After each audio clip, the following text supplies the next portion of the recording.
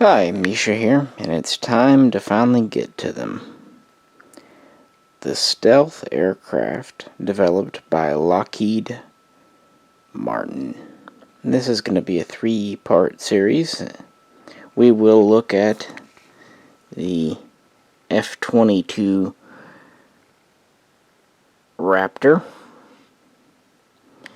And even though I did a preview of it before, we'll get deeper into the F-35 Lightning. But for the first video, we have to really start at the beginning with the F-117A Night Hawk. And what an interesting aircraft in oh so many ways, and an interesting history. All three models here are from Hobbymaster, 172 scale diecast.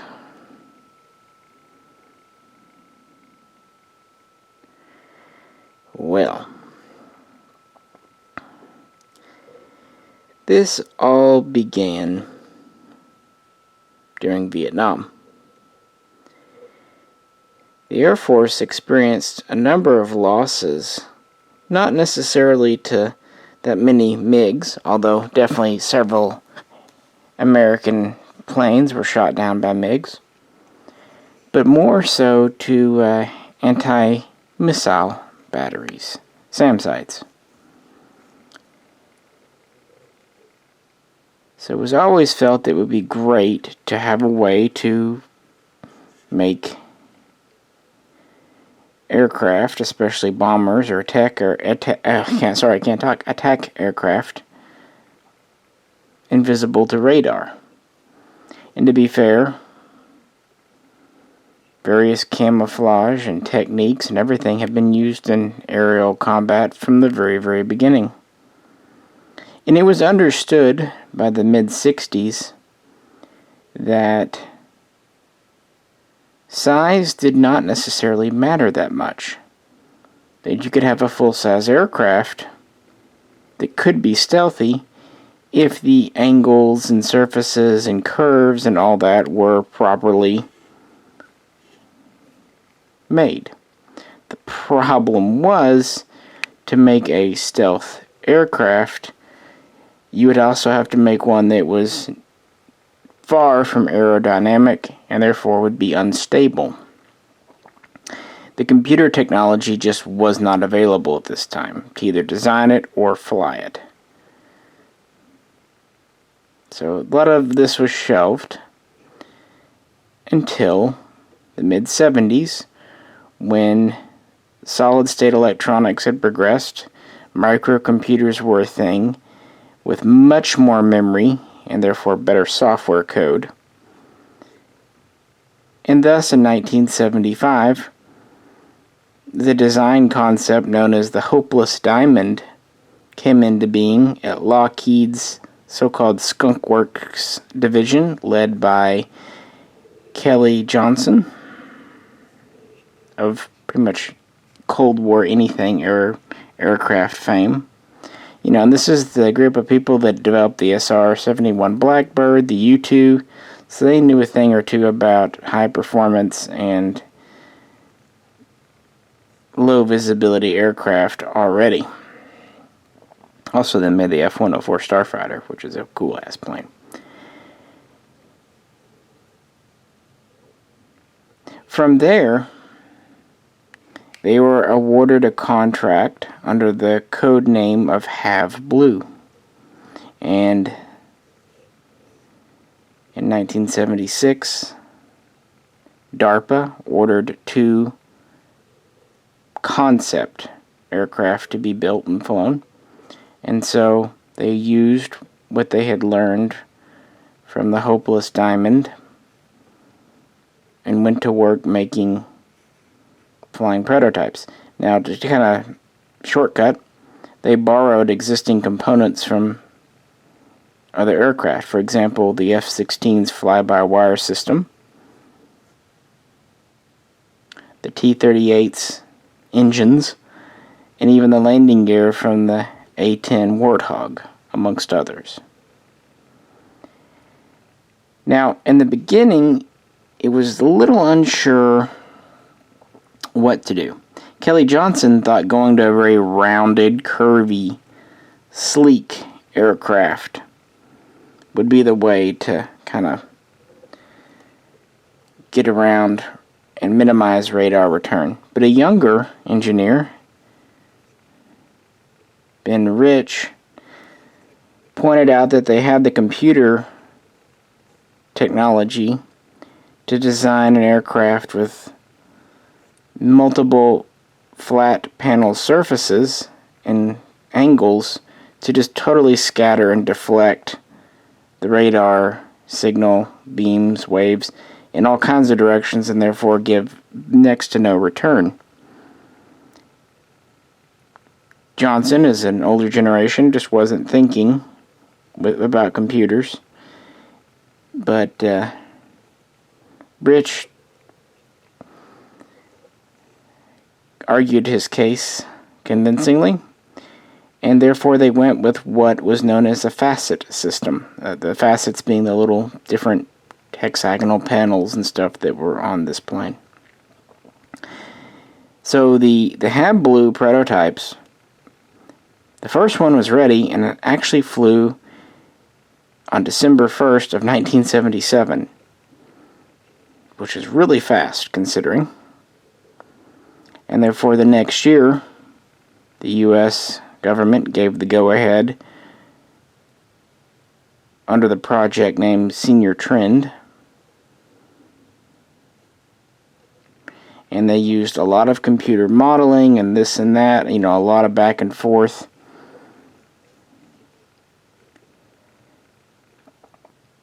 And by 1981, the first of what would be known as the YF-117s, the first prototype, would fly. This was only 31 months after the initial go-ahead had been given, and I know it's hard to believe in this day and time, but the project, even though it was using radically new technology, lots of computer time, it was using a lot of advanced alloys, it came in under budget, something you just don't hear about anymore these days. So, with rapid progress, the first production, F-117A, was ready by 1982, and the aircraft reached initial operational status by October of 1983. Now, this whole time, this has been an extremely black project. Government was denying any knowledge, all that good stuff. And I love the story about, they started training pilots on these before even the first production model was ready in 1981. And they used the LVT, formerly VOT, A7 Corsair to train the pilots on. There was never going to be a two-seat version of the 117, so they needed something. But also it was just to give them kind of a common reference point, something to, they all knew how to fly this, and there were a lot of layouts for the controls that were similar to what they were developing. Regardless, they trained on that, and officially that's what this squadron was flying, A7s, and they even left them parked out during the day, only flying what would have become known as the Night Hawk at night, to keep it hidden. This stayed hidden all through the 1980s, although there were rumors. There were rumors of a new plane operating out of Groom Lake, aka Area 51, which is true, these did. It wasn't until November 10th, 1988, that the Assistant Secretary of Defense finally acknowledged this plane's existence and revealed a very crude, very basic, low-res photograph. The, The public would have to wait until 1990 when 2 of these were flown during the day at Nellis Air Force Base, and then they could get a real good look nearly 10 years after the fact of what money had been dumped into for so long and what their country had been building. Now, funnily enough, by this time, that was in April, by July of 1990, the final production plane was delivered. Now, there wasn't a big production run. They did 59 combat-capable, fully ready planes with another 5 flyable prototypes. So not a big run, but it's a very specialized plane. The name is also just really weird and unconventional. I mean, it's called the F-117, obviously, but it's in no way a fighter. It's essentially a ground attack aircraft, even a bomber. Also, 117. Many had speculated this would be officially designated as the F-19 since that name wasn't being used, and that was just in the convention. But no, it was F-117. It was the first to have the 3-digit code since the F-111 Aardvark. I mean, generations earlier. The other ones in between, 12, 13, so on and so forth, were assigned to captured enemy aircraft, MiGs and Sukhois. So it was a name kind of out of nowhere. The F, the rumor is that this was used to kind of get the best and brightest fighter pilots to want to fly this, because if they'd called it a bomber or even an attack aircraft, it's said that the higher-ups felt this would not get them the kind of candidates that they wanted, and they needed people capable of flying an advanced aircraft. So it goes. And again, the rumor is where 117 stuck because it was a pretty much randomly assigned radio call sign or designation.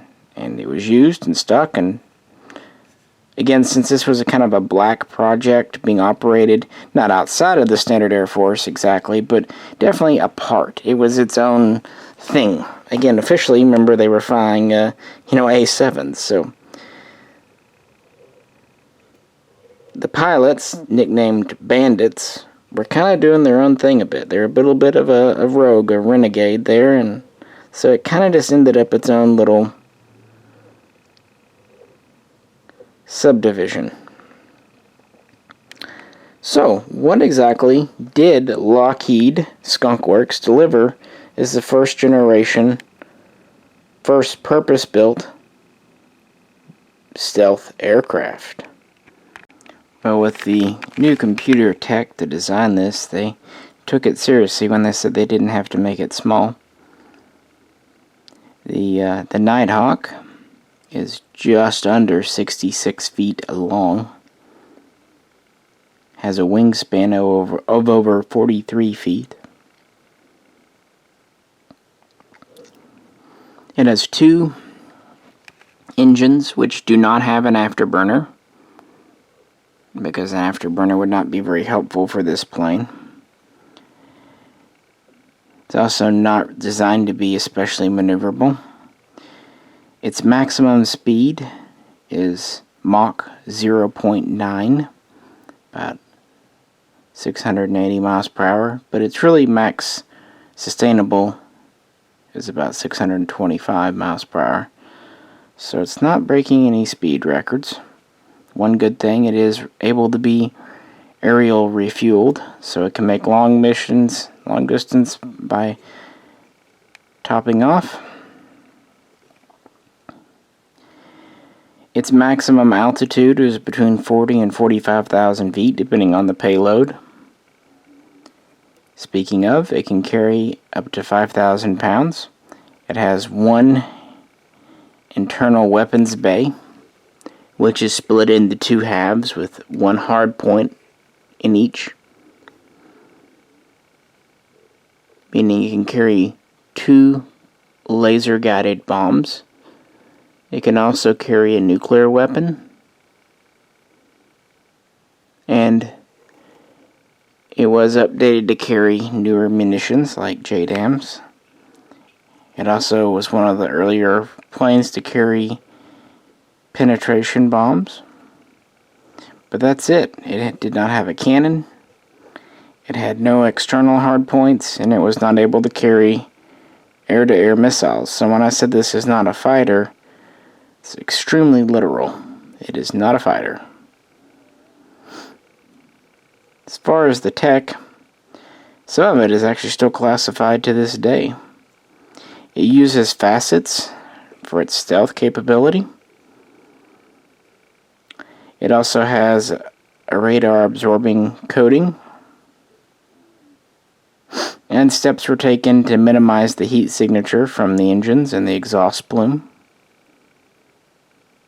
It does not carry a radar, again, to not give its position away, because if it had a radar, its waves could go out and be detected, certainly by the technology of the 1980s. It has a pretty large, roomy cockpit, thanks to the kind of angular design. Plenty of room for controls, relatively comfortable for the pilot.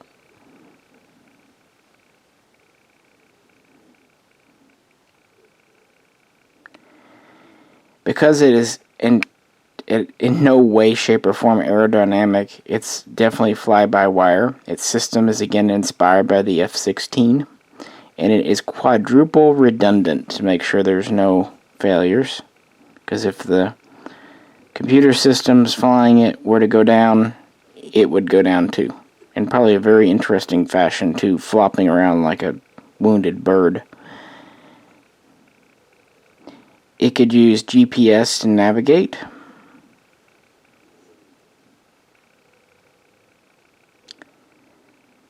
And as I said, these were first operational at the end of 1983, and the squadron was formed and trained.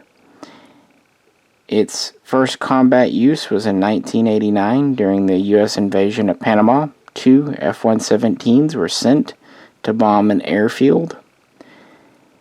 They achieved their objectives. However, the intelligence was not sufficient, so the target escaped, but through no fault of the aircraft. These were used very famously during the first Gulf War in 1991. They were flown over downtown Baghdad and used against high-value targets. The U.S. Air Force claims that over 1,600 of these were hit, damaged, or destroyed by Night Hawks. They claimed a very impressive success rate, but later the numbers were proven to be massaged. They claimed an 80% accuracy rating, but true analysis knocked this down to 60 and even 40% sometimes. Still not bad considering the status of laser-guided munitions in 1990, 1991, but you know. By 1992, this was away completely from being a black project and was being more publicly integrated and flown around. And it was used throughout the 90s, including over former Yugoslavia, today Serbia, which is another time it kind of appeared in the news. In March of 1999, the first and only F-117 was shot down. Now, first off, the pilot ejected and was safely recovered by U.S. forces, so get that out of the way. Some sources have claimed that it was through anti-aircraft fire bullets, but other sources seem to say it was from a missile battery. They got a lock on it when it opened its doors to release its payload. That's true of any stealth aircraft, even to this day. Whenever they open their bay doors, they're giving away their hiddenness, even if it's only for a brief period of time. And it just seems to be bad luck. The commander of that SAM site seems to have been a very on the ball officer who personally had upgraded and improved and was monitoring his systems. He just seemed to be kind of a crackerjack guy. He even had his people on the lookout for Night Hawks. So it just happened. The airframe crashed. Unfortunately for the U.S., it wasn't all that destroyed, and the Serbians recovered it and gave it to Russia for analysis. But of course, by 1999, while these were still a very effective fighting element, it was in no way, shape, or form cutting-edge technology. It was first-generation stealth, and we were on the third and even fourth-generation development at that point. I mean, even the Raptor over here had taken its first flight. There's also rumors that a second aircraft was damaged in April over Serbia and was able to fly home, but the aircraft itself was scrapped. We don't know. Rumors continued to surround this plane throughout its service life because it was still classified, even if it was no longer a black project. Continued to be used during Operation Enduring Freedom in 2001, and was used during Operation Iraqi Freedom starting in 2003. And that was pretty much its pinnacle. After this time, the newer planes like the F-22 were coming online, and the F-117's tech was just no longer able to really be updated and everything, and it was aging. It was also a hard airplane to keep flying. The stealth coating wore very quickly, and these needed to be stored, at least long-term, in climate-controlled hangars. And again, they were relatively slow. It only had a payload of two bombs. They still were flown, though.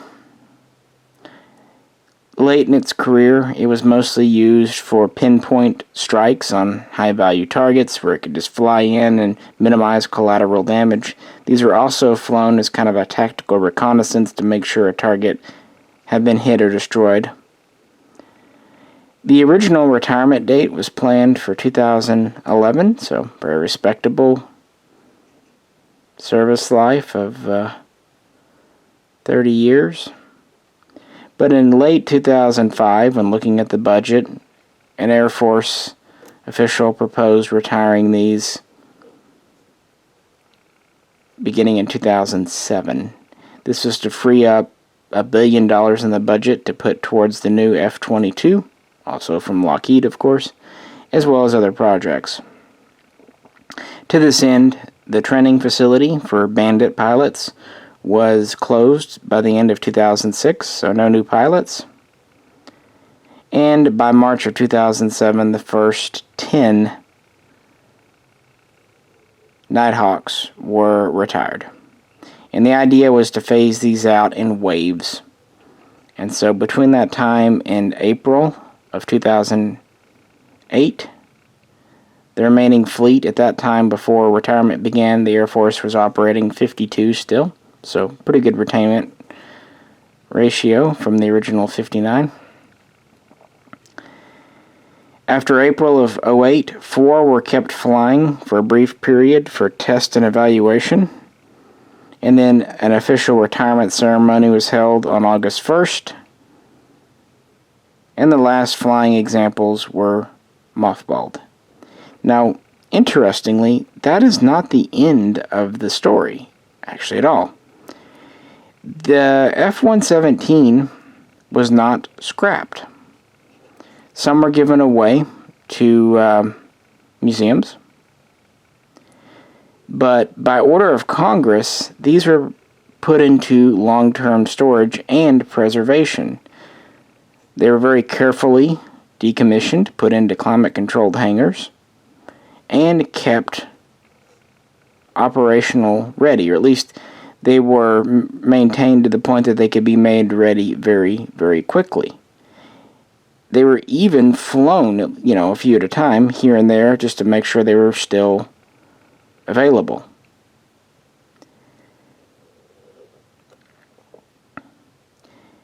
This system, so they had 50 or so in mothballs, and this system may stay the standard for nearly a decade.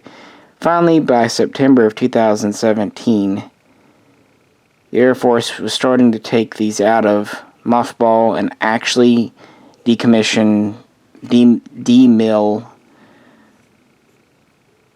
fully. This would mean scrapping them for parts or using them, cannibalizing them for other purposes. And the idea is to take 4 out of storage every year, probably the oldest 4 remaining, and do what with? Meaning they're still going to be in storage for a long time, going at 4 a year for about a decade. Interestingly, though, people still spot the F-117 flying to this day, to this year. And they have actually new unit markings and numbers and stuff. The squadron that's purportedly operating them is known as the Black Knights. And again, rumor has it that back in 2016, 4 of these were deployed over in the Middle East. Again, rumor. So it's kind of interesting. Have these all been in mothballs this whole time? Or have a few been snuck out now and again and sent on missions and, since they're officially retired, they're kind of off the books. It's almost as if their retirement was just a sleight of hand so they could operate these without suspicion. Because there still are things that the Night Hawk is good at. And it's still a very accurate aircraft. Just interesting, I think. I think. The first Gulf War happened when I was young, but old enough to find it very interesting. I remember where they did those micro machines of the war, and it was cut all over. And this was one of the stars of that war, because this was just cutting edge tech. This is the first time we saw such a modern aircraft, and also saw the widespread use of laser-guided munitions. And it was a point of great pride, and of course this was right at the same time we quote-unquote won the Cold War. So this is seen as the cutting-edge American tech, and at that time Russia had nothing like this. My point is, this was just one of those iconic planes from my teenage years, and yeah, I don't know, Night Hawk. That's actually why this is one of my oldest Hobbymaster models. It's one of the first ones I bought when I decided to buy a diecast. And it is a cool model. It's all metal. It has landing gear up or down, of course. Can it be open or closed? Pilot figure. And you can display it with bomb bays closed, one half of the bomb bay open, and the laser-guided bomb ready to launch, or both bomb bays with laser-guided munitions ready to launch, either side, left or right, so you can display it however you want. And the missiles are really cool. They have like these little, retracting pylons that come down and let it hang below the plane like it's about ready to fly off. And it's just a giant-ass bomb, or, missile-looking thing, air to surface. But really neat. Really, really neat. And Hobbymaster does several versions. They even do one in a gray paint scheme. And they do one in the commemorative scheme where the underside's painted with an American flag.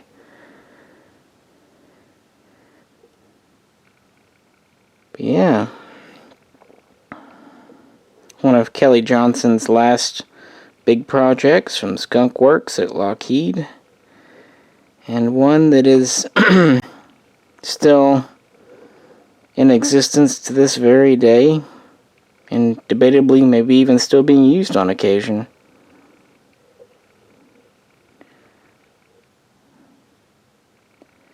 The F-117A Night Hawk.